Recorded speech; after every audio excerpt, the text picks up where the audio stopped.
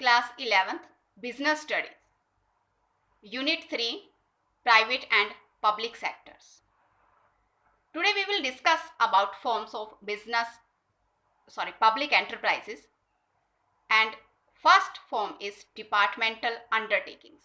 This is the most popular form of managing the public enterprises. ये public enterprises को manage करने की एक popular form है. These enterprises are necessarily fully owned and controlled by the government. ये पूरी तरह से गवर्नमेंट के अंडर ही होती हैं. इनका पूरा कंट्रोल जो है वो गवर्नमेंट के द्वारा ही किया जाता है. And their management and control are with the ministry concern. और इनको मैनेज करने का काम और कंट्रोल करने का काम जो है वो मिनिस्ट्री कंसर्न के द्वारा किया जाता है. ठीक है. तो the chief enterprises established in the form of departmental enterprises are, ये एग्जांपल आपको दे रखे हैं. The Indian post and telegraph department which is run by Ministry of Communication. The Indian Railways which is run by Ministry of Railways, जो Ministries of Railways के द्वारा run की जाती हैं इंडियन रेलवेज, और Ministry of Communication के द्वारा run की जाती हैं Indian post and telegraph department. Now features of departmental undertakings. First is formation. These are formed as government department by the government. Each government is associated with a special ministry. यानी कि ये जो government department है ये एक special ministry के साथ associate होते हैं. ठीक है. और ये गवर्नमेंट के द्वारा ही एक गवर्नमेंट डिपार्टमेंट की तरह फॉर्म किए जाते हैं. ठीक है. यानी कि गवर्नमेंट के ऑर्डर पे ही इनको एस्टेब्लिश किया जाता है. Second, ownership. ठीक है. ये मैं पहले भी आपको बता चुकी हूँ कि इसकी ऑनरशिप जो है गवर्नमेंट के पास ही रहती है. मैनेजमेंट, इसके मैनेज करने का काम मिनिस्ट्री कंसर्न के द्वारा किया जाता है. जैसे इंडियन रेलवेज को मिनिस्ट्री ऑफ रेलवेज के द्वारा, और पोस्ट एंड टेलीग्राफ डिपार्टमेंट को मिनिस्ट्री ऑफ कम्युनिकेशन के द्वारा. फाइनेंसिंग. अब इन्हें फाइनेंस कहाँ से मिलता है? इन्हें फाइनेंस भी गवर्नमेंट के थ्रू ही मिलता है. ठीक है. एक जनरल बजट तैयार किया जाता है सरकार के द्वारा. They draw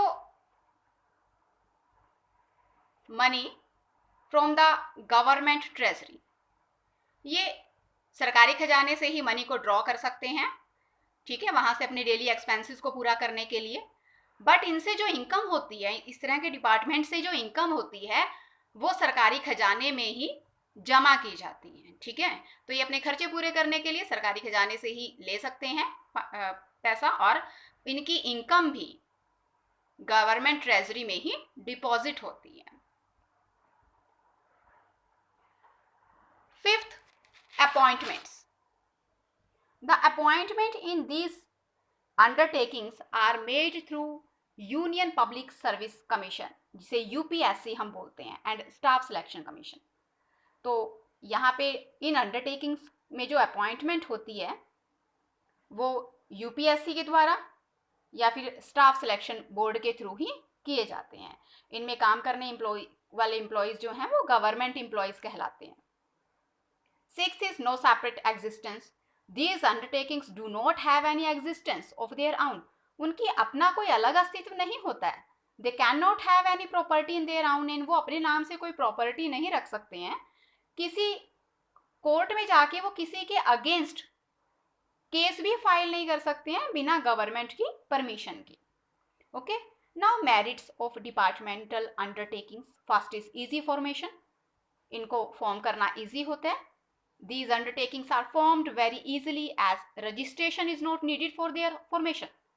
They are established just by the administrative order of the government. इनको just सरकार के आदेश के द्वारा ही एस्टैब्लिश किया जा सकता है. ठीक है. तो इनके लिए रजिस्ट्रेशन करवाने की कोई ज़रूरत नहीं होती है. सरकार के ऑर्डर पर ही इनको एस्टैब्लिश किया जाता है. Second, effective control. अब इनका जो वर्क है या जो रूल्स इनको फॉलो करने होते हैं वो किनके द्वारा बनाए गए होते हैं? जो रिलेवेंट मिनिस्ट्री है, मिनिस्ट्री कंसर्न के द्वारा. जैसे मैंने आपको बताया था कि इंडियन रेलवेज है, मिनिस्ट्री ऑफ रेलवे. ठीक है. तो इनके द्वारा जो इनके लिए रूल्स बनाए गए होते हैं उसी तरह इनको काम करना होता है। Apart from it the work is done by educated and trend officers. तो इस तरह से इनमें काम करने वाले एजुकेटेड और ट्रेंड ऑफिसर्स होते हैं। As a result an effective control can be achieved, और रिजल्ट स्वरूप, परिणाम स्वरूप एक इफेक्टिव कंट्रोल को अचीव किया जा सकता है। Increase in government income, the income fetched by the activities of these undertakings is the income of the government. अब इन अंडरटेकिंग्स की एक्टिविटी से जो इनकम इकट्ठी होती है वो सरकार की इनकम होती है, ठीक है। तो इन अंडरटेकिंग से गवर्नमेंट इनकम बढ़ती है। Decrease in tax burden, government puts taxes on the public to meet its expenditures, but these departmental undertakings have their own income, ठीक है। तो अब गवर्नमेंट जो है पब्लिक पे टैक्स पुट करती है खर्चों को पूरा करने के लिए, बट जो ये डिपार्टमेंटल अंडरटेकिंग्स हैं इनकी अपनी इनकम होती है। तो as a result the government less the burden of taxes on the public, तो इसके परिणाम स्वरूप पब्लिक पे टैक्स का बर्डन जो है कम डलता है, क्योंकि इन अंडरटेकिंग्स का खर्चा जो है इनसे जो इनकम होती है उसी से चलता रहता है। Easy financing, financing becomes very easy as it is managed by the government, ठीक है। तो इसके लिए फाइनेंस जो है गवर्नमेंट ही मैनेज करती है। तो ये हमारे मेरिट्स थे डिपार्टमेंटल अंडरटेकिंग के और फीचर्स थे, ठीक है। तो आज हम यहीं तक करेंगे।